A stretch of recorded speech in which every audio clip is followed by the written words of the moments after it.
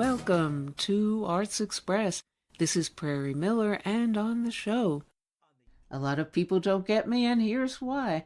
Pacifica host Garland Nixon takes the hot seat, interrogating himself about the art of figuring out the world.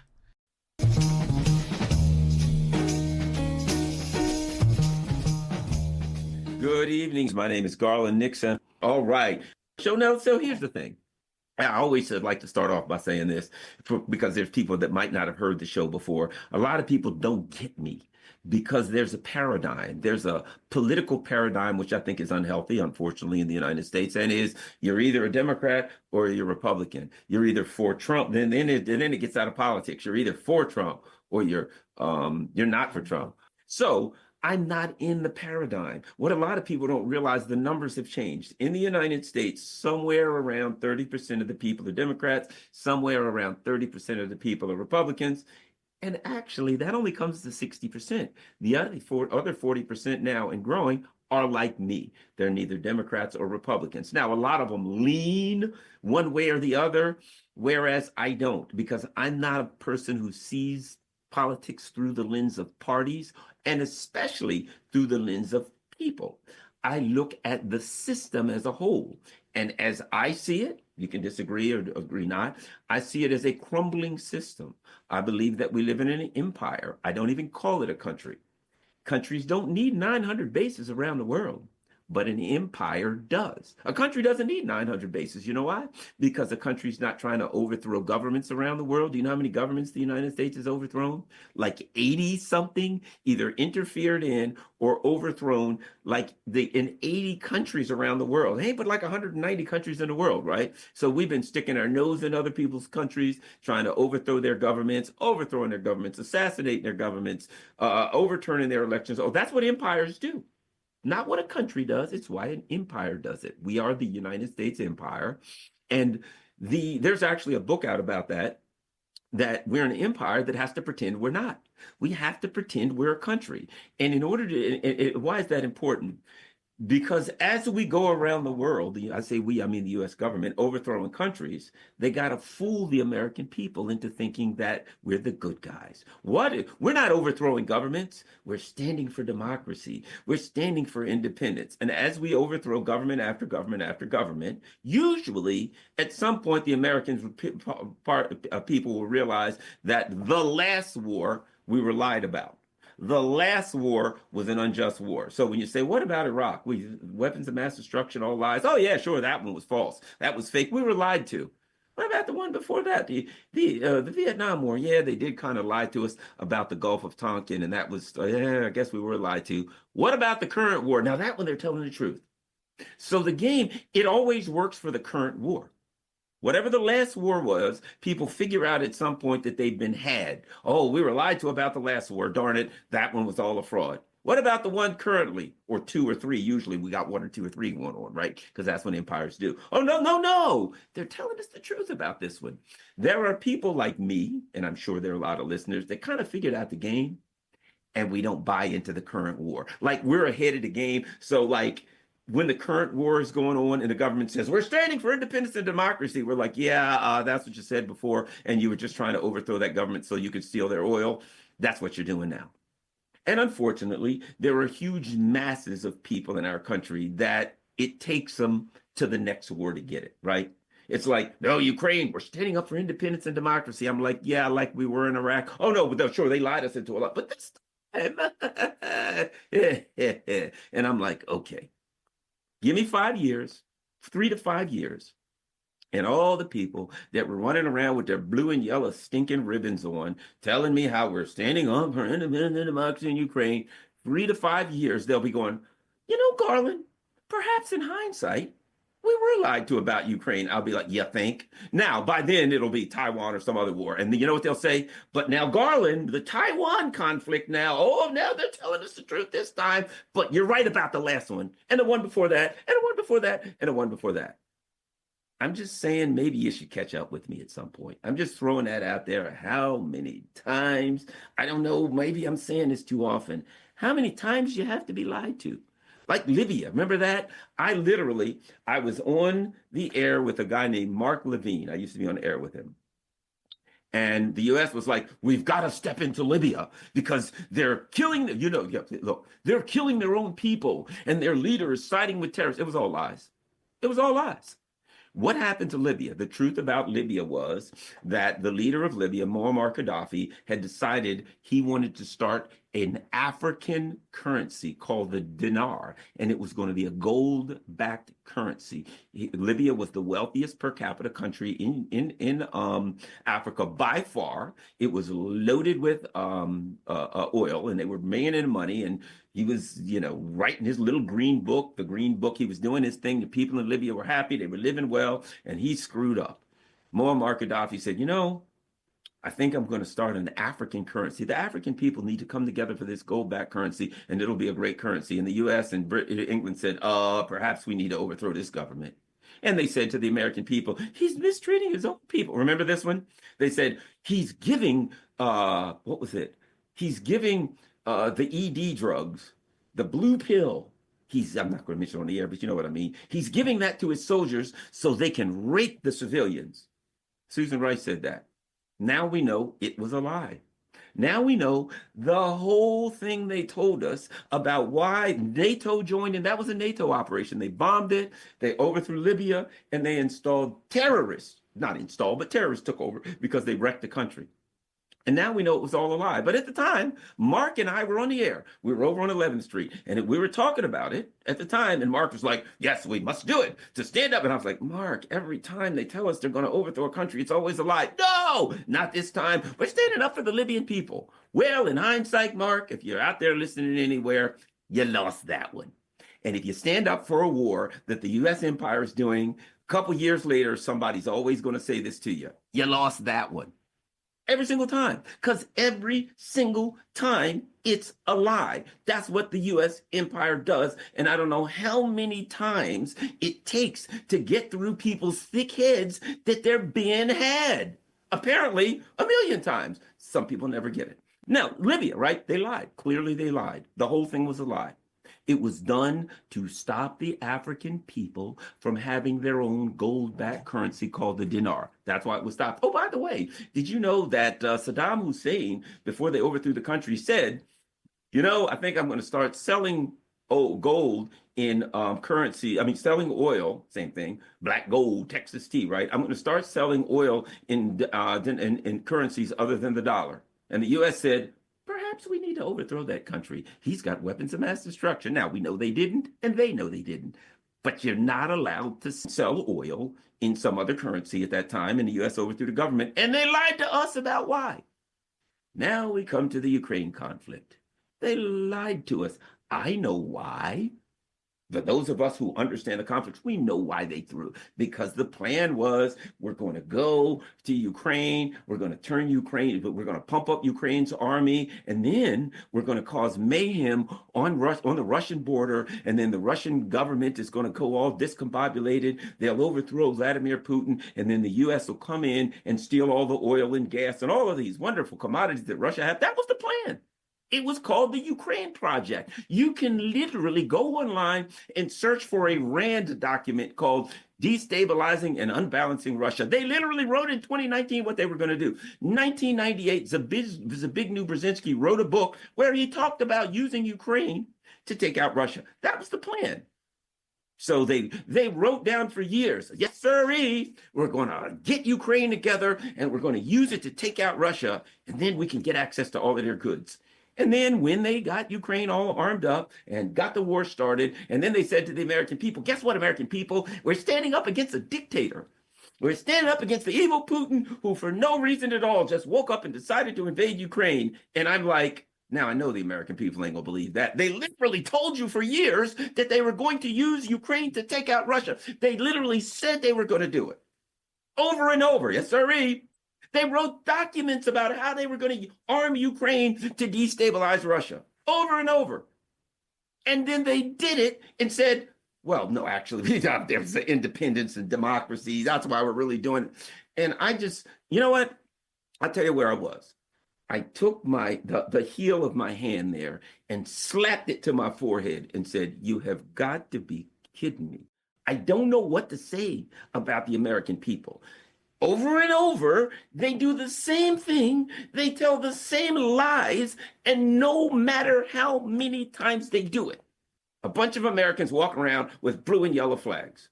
If they invade, not if, when they invade the next country, you remember Iraq in 1991, which I oppose. Yes, we're going to go save Kuwait. Yeah, that wasn't about saving Kuwait, but whatever the case, I'm not going to get into that. But here's the bottom line. They told people, you should put a yellow ribbon around the tree at home. Wear a yellow ribbon for the people of Iraq and for the soldiers in Iraq. And people got all these yellow ribbons. And I'm like, yeah, really, that's it? Yellow ribbons? That's a nice little twist on the old Imperial War stuff.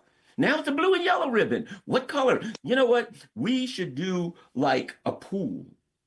The next country they invade, what color's the ribbon going to be? Because the suckers will wear a colored ribbon. When they say to the American people, you put a bumper sticker on your car, it's got to be yellow for Iraq, blue and yellow for this war. Each imperial war, when they lie to you and give you a pile of garbage about why they're invading country X, they should actually go to colored ribbons. I mean, let's face it, at one point, they had a little colored tree thing, and it was like, yes, it's if it's close to terrorism, it'll be red. And this indicator, if it's not terrorism, it'll be down to yellow. It's possibly terrorism. Remember that during the Bush? It'll be orange. And people believed it. They're like, hey, the terrorism indicator is red. Oh my God, I'm scared. And I'm like, no, if you hadn't noticed, the election is 2 weeks. It's always red before the election. Every single election. Hey, the election's is 2 weeks. Let's see, what color is the terrorism indicator? Oh, coincidentally, it's red again. After the election, within a week, it's all the way down to green. I guess we're safe. We're always safe after the election because, like a sucker, you voted for the person you wanted to. They give you a colored ribbon. They give you a colored terrorism indicator. And I just sit there and, I guess, like an observer. You know what I mean? I'm the observer. I just sit there and I feel like, look, if you're in the United States, if you're in our world, you're in a crazy house. And if you're in the United States, you got a front row seat. And how many times do I need to go on about Vietnam and the transfer of heroin from the Golden Triangle? How about this? I got books behind me. Let me see what one of them is. The Phoenix Program. You know what the Phoenix Program was about? One of the things about the Phoenix Program was they had a bunch of CIA scumbags, murderers and assassins that they were using in the Philippines. You know what they were doing in the Philippines? Murdering and assassinating people so they could control the Philippine government, which they still to this day. Well, guess what they did? When they went to Vietnam, they took the murderers, assassins, rapists, and pillagers from the CIA in the Philippines, and they moved them to Vietnam. Isn't that just wonderful? And then what else did they do? In 1963, that is very prescient for today. Well, here's something they did. There was a guy that the U.S. put in power. His last name was Diem. I forgot his first name. They put him in power. And it wasn't working out real well because he was Catholic and only 1% of Vietnam was Catholic, and he was favoring the Catholics. At some point, things weren't going well for him. He wasn't a very good puppet leader in South Vietnam, so the U.S. killed him and his brother. Killed him. I'm just saying to Zelensky, you might want to read the Phoenix Program. You might want to read a book about how things worked out for puppets in Vietnam. Really good. Zelensky's going to figure that out. But meanwhile, I guess I can't walk down the street in D.C. without seeing a blue and yellow flag and somebody telling me how they're standing up for democracy like we did in Vietnam and Libya and the next band of suckers and puppets that we will overthrow, install some puppet so we can try to steal all their loot.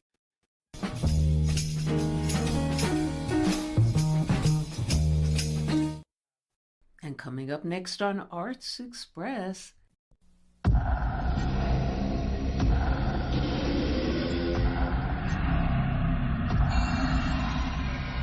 he is John Clayton, the Earl of Greystoke. I'm Nigel Ravens, scholar and explorer. I shall uncover the ruins of the world's oldest civilization. Here.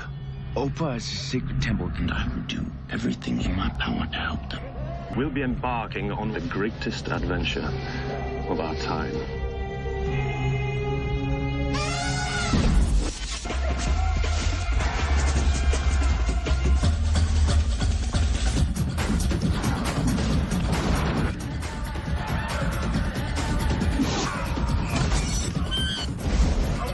Casper Van Dien. Welcome to the 20th century. Tarzan and the Lost City.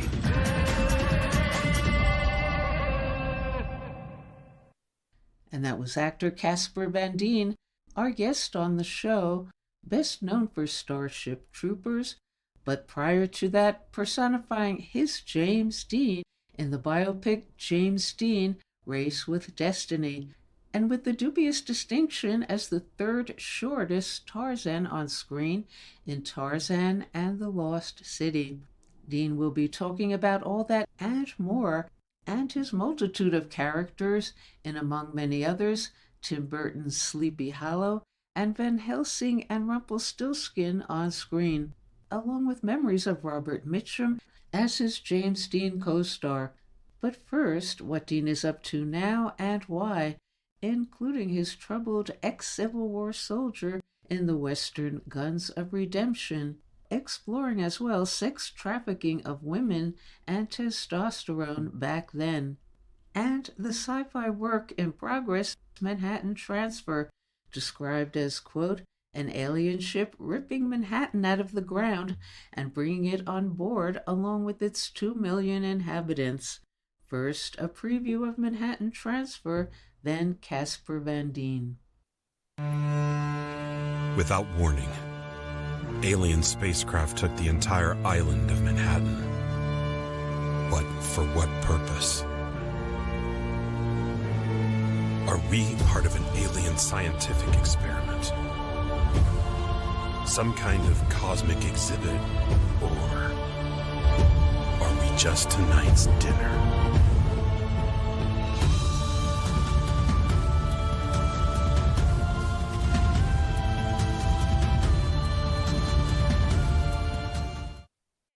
Hello. Well, hello, thank you. Hello, Casper Van Dien, and welcome to our show. I'm glad to be here, Perry. Okay. Now, what can you say as the star and producer? What can you say that what attracted you about your current project, Manhattan Project, described as, quote, an alien ship ripping Manhattan out of the ground and bringing it on board along with its 2 million inhabitants? Well, I love sci-fi, and a lot of sci-fi. I mean, it's a great script, it's a great idea, and I hope we get to make it. It's not a done deal yet, but it's one I do hope does happen. So, they're still trying to raise all the money for that, and I would love to be involved in that. And if we get to do it, it would be awesome. Great script, great book, and sci-fi films they help inspire the imagination of what would happen, what could happen, especially with all the alien stuff that's been happening lately. I think it would fit in really nice. A lot of sci-fi movies, Starship Troopers, which I was involved with, which I was one of the stars in that, and Star Wars. They're all just basically westerns, but in space. So, and westerns basically saved our Hollywood back during the Great Depression for 2 or 3 years. They were the only things, the nickel and dime theaters were the only things that kept Hollywood alive. It almost went bankrupt, and we would have lost, the location of where all these great films started. But if it were not for the greatness of the Western films, and also they were easy to, they were affordable to make, and then we could put them out, and people, even during times of great distress, they want to have some escapism from their lives to kind of just feel a little bit better, or just to get away from it. So it was important, and I think that's one of the things that's incredible about art, that it helps, it helps inspire us and sometimes just distract us from, just getting caught up in our head and thinking that this is it. So. And what was it about this Western Guns of Redemption that drew you in? Well, I'm a huge fan of Westerns. I watch them all the time, and I love the classics. I'm a huge John Ford, John Wayne fan, but I love all the Westerns across all the genres. So for me, I was just, I've always loved it. I love riding horses. I owned my own horses for a while. And Robert Mitchum actually gave me my first horse where I really learned how to ride, because I broke it off the track, broke it from being a racehorse to riding Western. So that was where I really learned how to ride, and I got to ride my horse in this. I got to ride in this more than I've ridden in anything else. And I did a lot of riding in Sleepy Hollow and a couple other films, but this one was the most. And it was probably, just reading all the riding in the script, and then it just reminded me of the classic Westerns. It just really I loved the whole script. I loved the whole storyline. I loved the redemption part of it, and it didn't let me down in any way while we were filming. So. What was it about your enigmatic character that fascinated you, Luke, that got you inspired to portray him and figure out what's going on inside his head?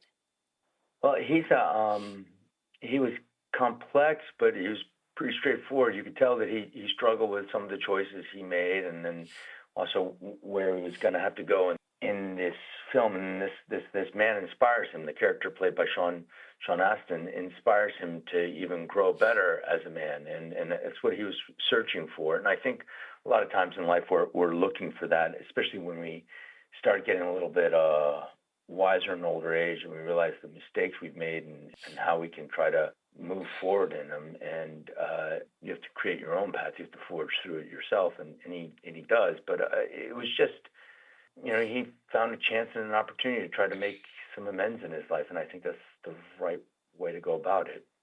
And are you aware of perhaps any of these narrative elements from the past that are true, especially about the sex trafficking of Southern women? Well, I do love history. I do love reading about history. And I love watching films about history, and I do understand the propaganda that's going on and where we try to hide things. And I do understand that women have been taken advantage of in many ways. And I do know that there's truths to these stories.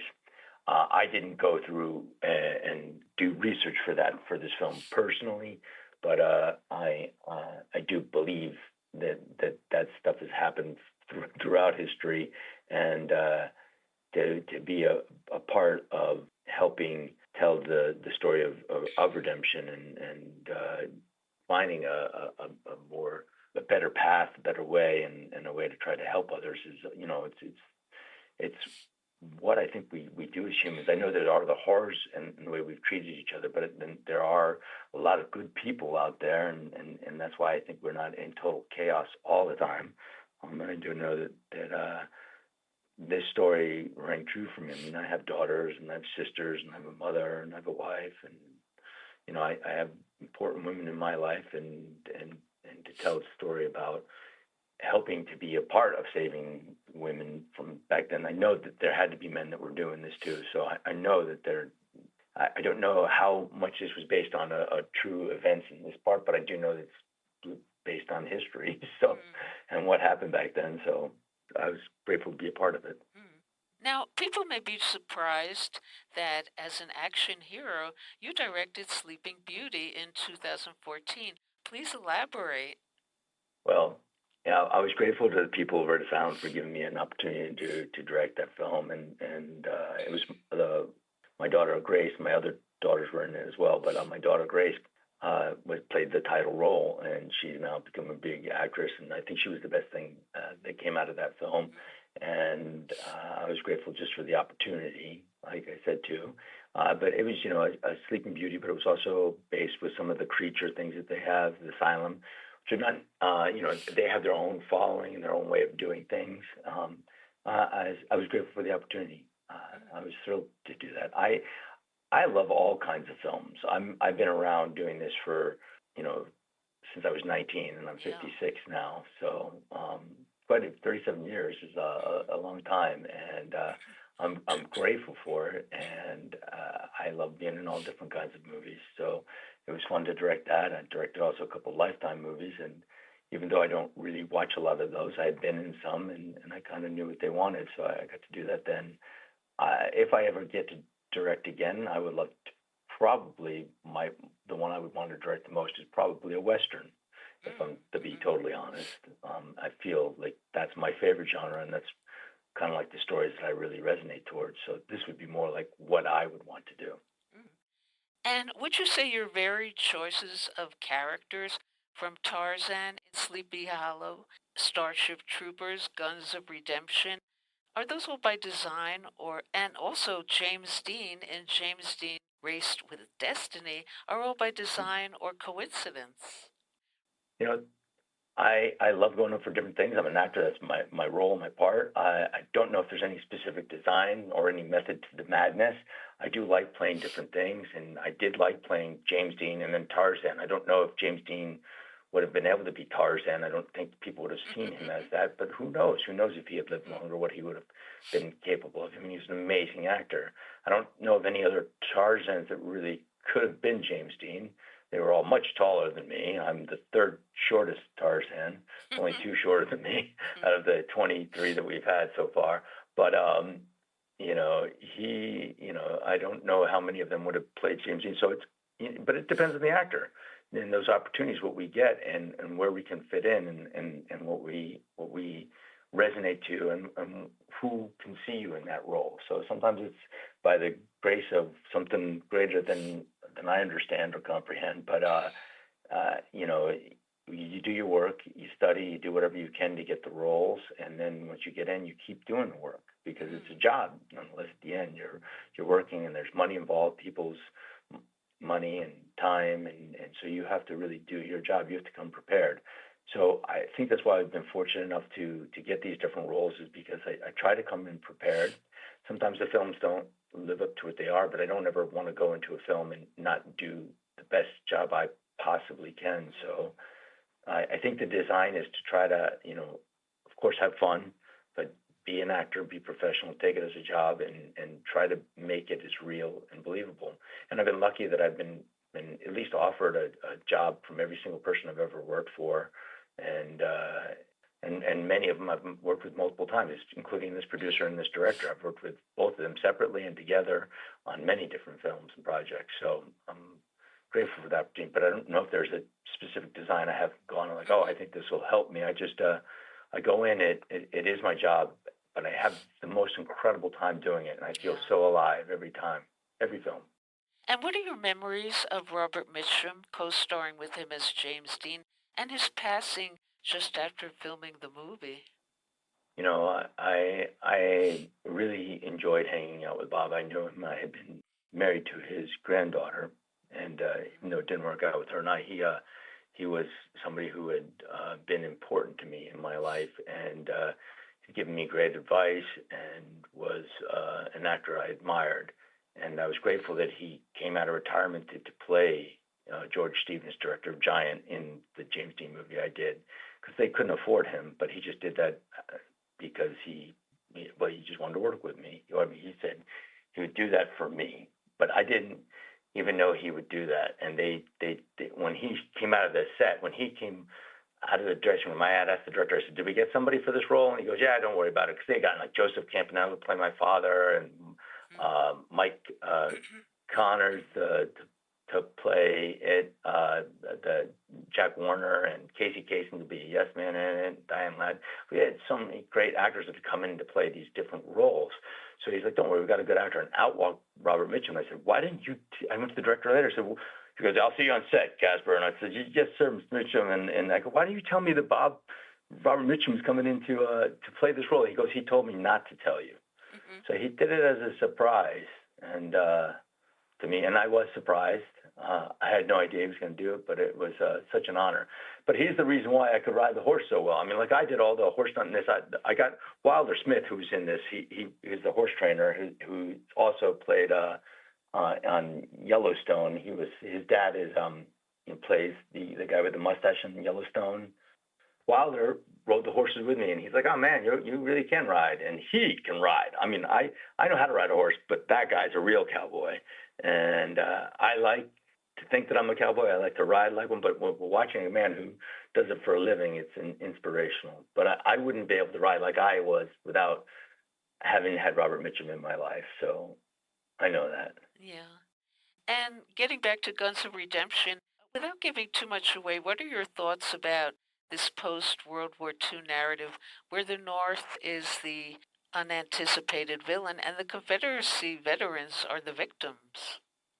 Oh, you think the North is the villain in this one? I don't know. I don't know if I necessarily agree that the North is the. I think the North is not the villain.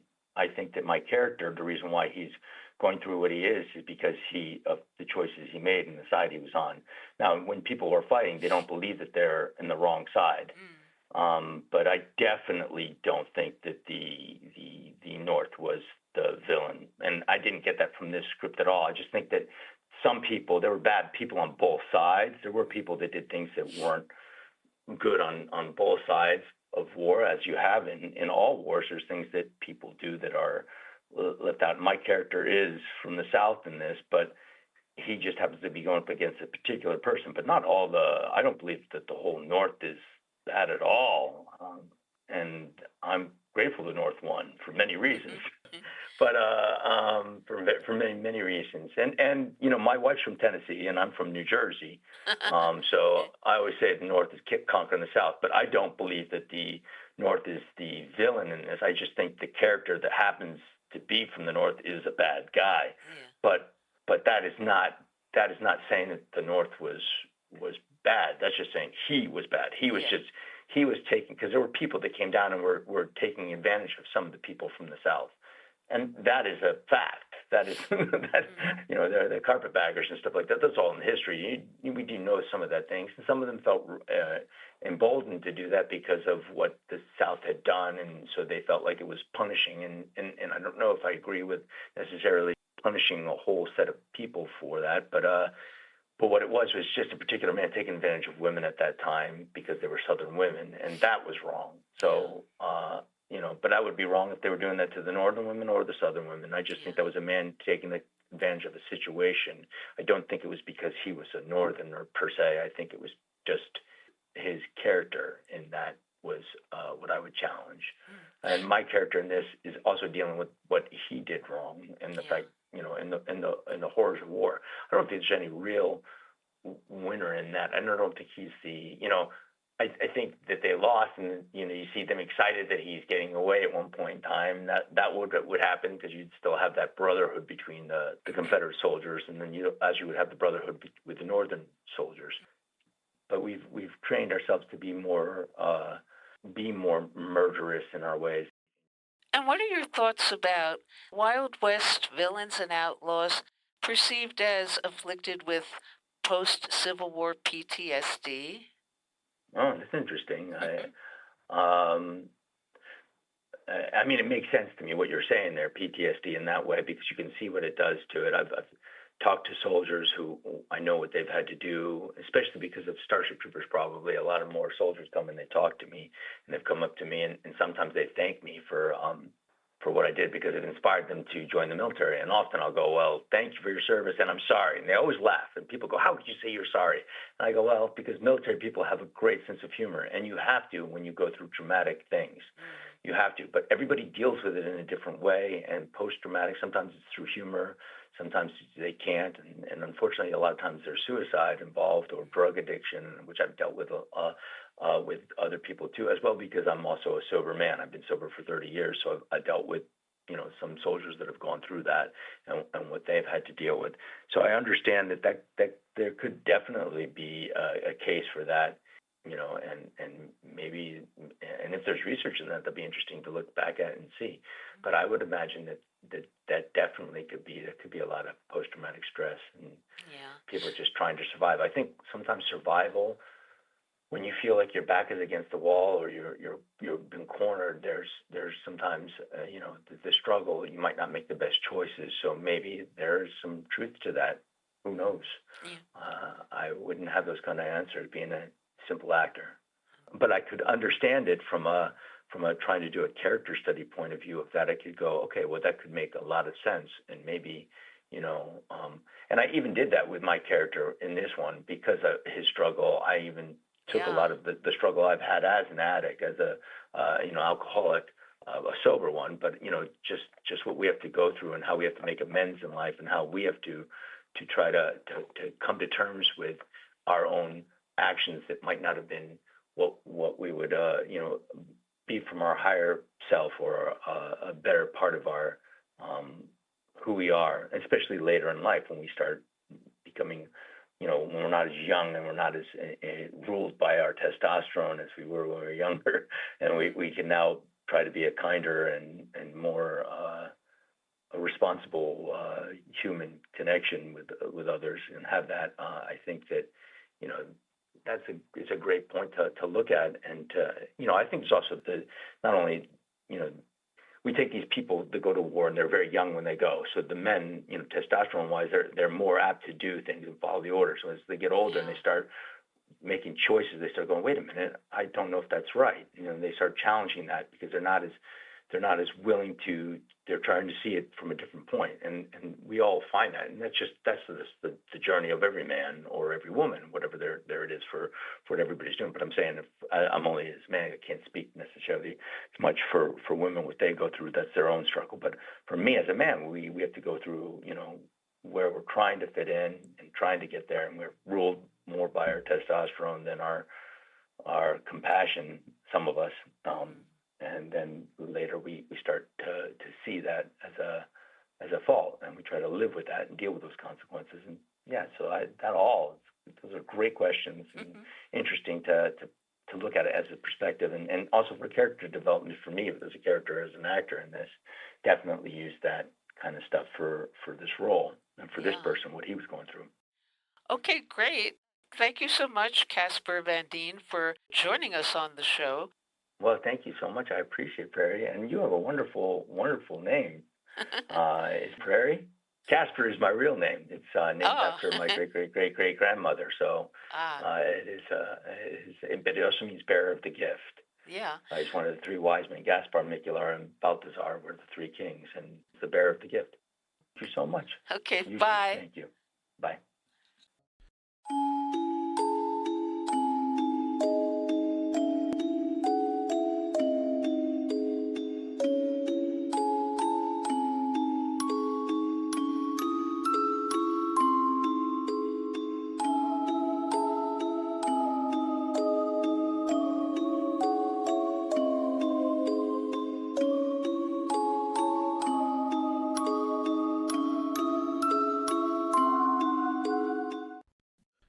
And now on Arts Express, what's up with the impoverishment of the masses in the Western world, with the feeding of endless imperialist wars instead, and with the latest coalition of the killing looming? Case in point, at our UK desk, the related and ever-decimating plight of the artist. Good evening, and welcome back to the UK desk for Arts Express, with me, your host, Jack Clark. Been a while, hasn't it?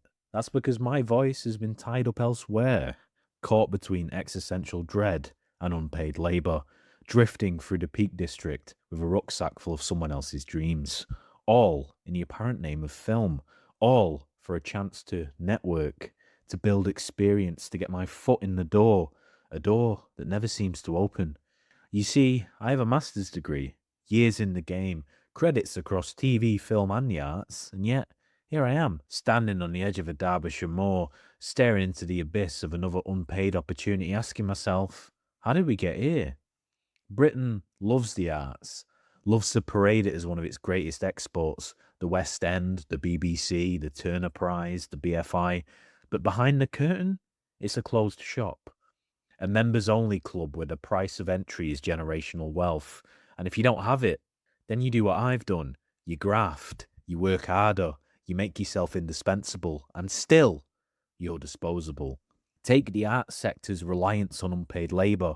A 2018 study by the Sutton Trust found that 86% of internships in the UK's creative industries were unpaid. 86%. That's not an opportunity. That's indentured servitude. A paywall to a career that's only accessible to those who can afford to work for free. And yet, we let it slide because we've been sold a myth that art is a passion, not a profession, that we should be grateful for the chance to prove ourselves. This isn't new. This country has always hoarded culture in the hands of the few. Historically, working class voices have only been allowed in when they were too loud to ignore. the kitchen sink dramas of the 60s, the punk poets of the 70s, the Manchester explosion of the 80s. All moments when the North, when the working class broke through.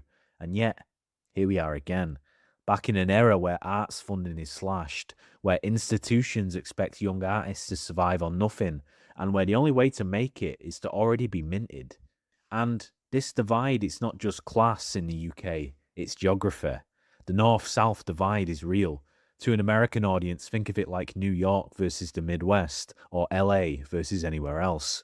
The money, the power, the opportunity, it's all hoarded in London. The capital has over 70% of the UK's creative jobs. Northern talent pushed to the margins, told to move south or settle for scraps. TV and film in Manchester, Leeds, Liverpool, it's growing, sure, but the decision makers, the funding, still dictated by those of the London postcode, which means northern filmmakers are constantly pitching their own stories to people who don't even understand them. People who see Manchester as an aesthetic, not a reality, a backdrop for gritty realism, but not a home for thriving culture. And so, here we are, watching a generation of artists grind themselves into dirt, just for chance to exist. But let's be clear, this isn't just the way things are, this is the way they've been designed. This is an industry built on exploitation, from the free labour of interns to the unpaid overtime of freelancers, to the funding cuts that kill off working class talent before it even gets started. And it doesn't have to be this way. So what's the solution? First, pay artists. Simple as that. If an intern is doing real work, they deserve real wages. The law is already clear. If they have set hours and responsibilities, they must be paid minimum wage. No more loopholes, no more experience in exchange for exposure. If you can afford an office in Soho, you can afford to pay workers. Second, decentralise the industry. Fund the North properly. Move beyond the token gestures. The infrastructure is here, the talent is here, but we need real investment. We need regional funding that isn't a fraction of what's handed to London. We need spaces where northern filmmakers can thrive without being told to make their accents more neutral or their stories more universal, which is code for middle class and southern. Third, working class artists, stop waiting for permission. The system is broken and it won't fix itself. So do what working class creatives have always done. Find another way. Build your own collectives. Take over spaces. Find the people who get it and work with them, not for them. Take your art straight to the people. Because history tells us one thing. When they shut the door on us, we kick them down. The kitchen sink writers, they didn't write for the stage. They wrote plays in pubs. The punk bands, they didn't wait for record deals. They pressed their own records. The early northern filmmakers, they shot on scraps and built an entire movement. So no, I won't sit here and tell you to be patient, to trust the process. The process is a scam. The game is rigged, so let's stop playing it. Fourth, let's tear down the myth of meritocracy. Because let's be honest, talent has never been the currency of this industry.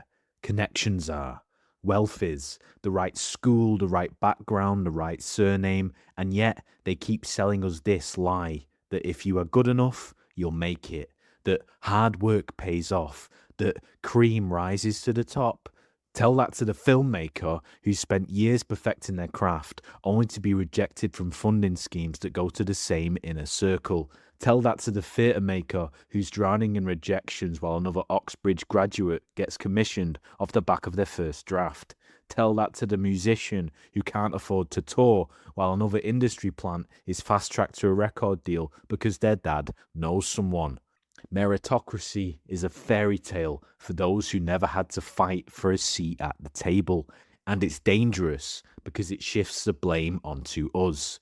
It tells working class creatives that if we haven't made it, it's because we weren't good enough, that we must not want it badly enough, that maybe, just maybe, we should try networking harder, working for free longer, diluting our voices to make them more palatable. But let's be clear, this industry doesn't just have a class problem, it has a gatekeeping problem, it has an exclusion problem.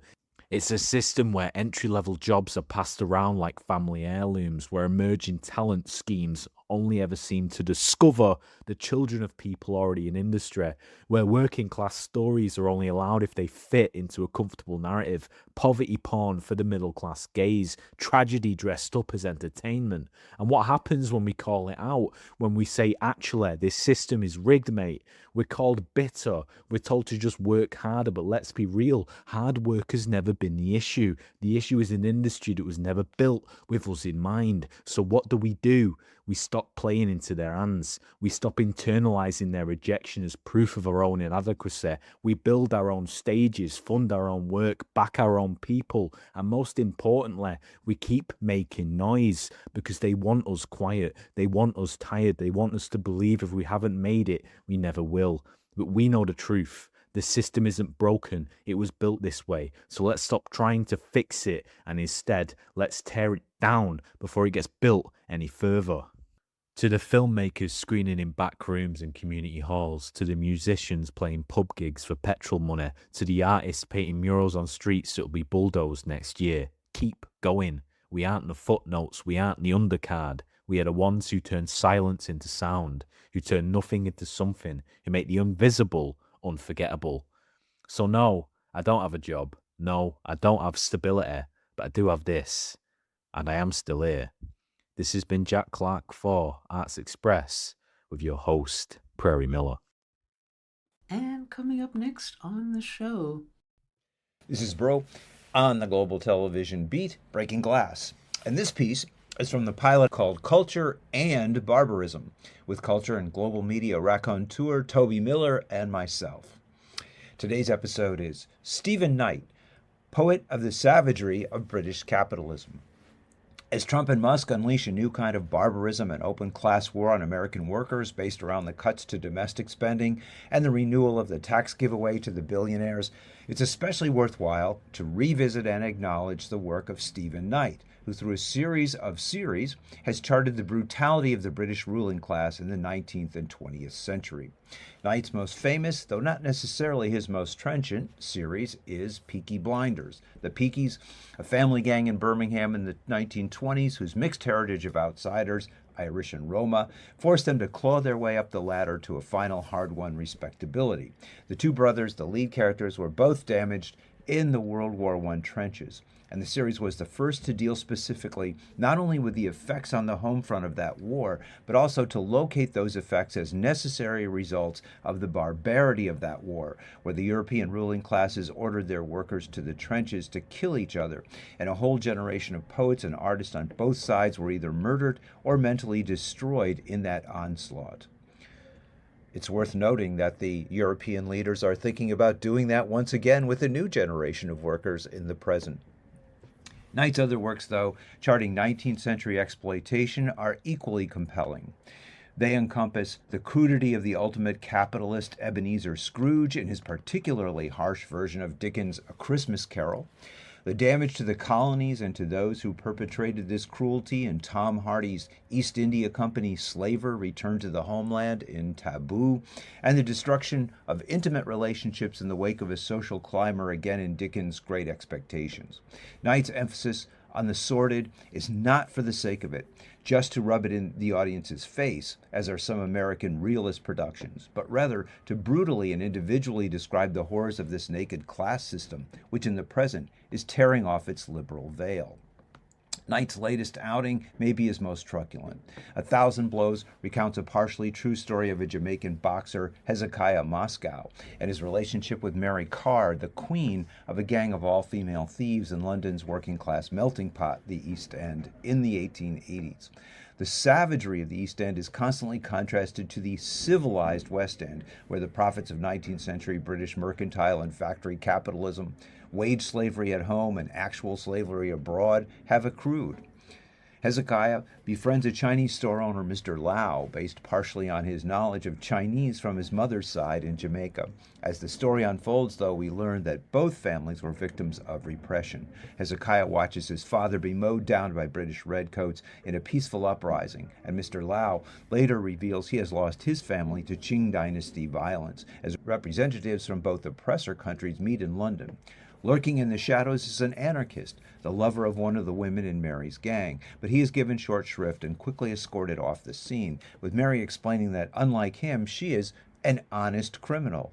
Knight is not here disparaging revolution, but rather trying to point to how difficult real change is in such a rigidly and racially structured class society, where the working class has its own means and customs for survival, but also becomes at times an inverse of the ruling class, as Mary is queen of her gang, the 40 Elephants.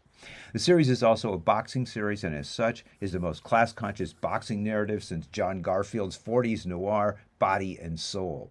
In the ring, the Jamaican Hezekiah is faster and more agile than his Anglo opponents, a la Muhammad Ali, but also when he must summon the strength to beat a skilled opponent, driven by his anger at his treatment by this system. He is initially called to London to be a lion tamer, but he then discovers that, instead, he is to be the African lion in an overtly racist menagerie. In detailing a black man's rise through the ring and the actual and enduring antagonism that surrounds that rise, Knight is providing an alternative to woke fairy tales like Bridgerton, where without a struggle, Africans share power in a corporate equity version of 19th century Britain. Knight is more interested in hard-won and actual equality than fake corporate equity or quackery. Mary and Elizabeth's path is fraught with danger everywhere they turn, not only from the class above them, but also from the resentment of their own peers as they refuse to accept their place. The series is also good at exposing sham diplomacy, as the highest level meeting of Chinese and British royalty ends with Mary and her thieves discovering that the monarchy are greater scam artists than they could ever hope to be. Such is a series full of contradictions, with the slight being that of too much anticipation in the final episodes of a second season, which thankfully has already been commissioned.